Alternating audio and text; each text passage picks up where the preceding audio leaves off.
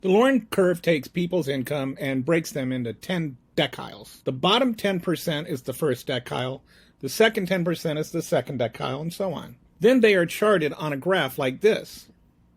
If you draw a line across the top of each bar, you get a curved line.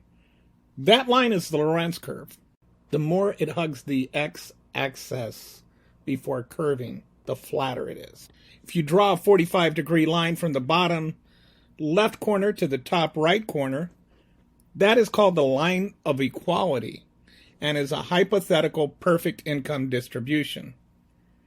The more the Lorenz curve adheres to that line, the straighter it is. For example, this chart shows the U.S. Lorenz curve in 1974 and 2014. The 1974 line is straighter and the 2014 line is flatter.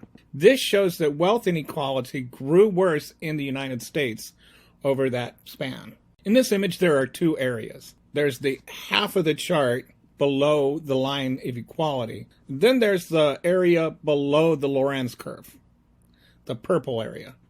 There's a complicated but relatively easy way of determining the area of that purple part, but it's not really necessary to go into all of that here.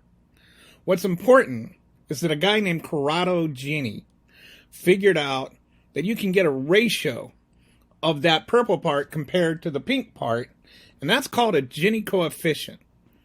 And that ranges from 0 to 1.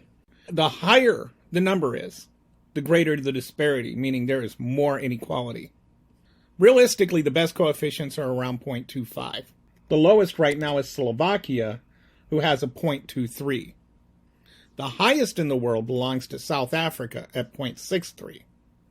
Anything over 0.4 is considered high.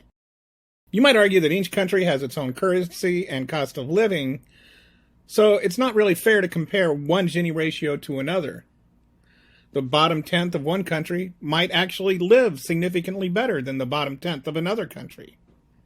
And that's where PPP comes in. PPP looks at the cost of living between countries, and then it converts that into a relative dollar value. Here's a chart showing how the U.S. compares to the rest of the world in the Gini Index using PPP. As you can see, our wealth distribution is closer to countries like Mexico than countries like Canada. To be frank, considering we're the wealthiest country in the history of the world, we kind of suck. In the words of Mahatma Gandhi, the greatness of a nation can be judged by how it treats its weakest members. And we are just failing at that.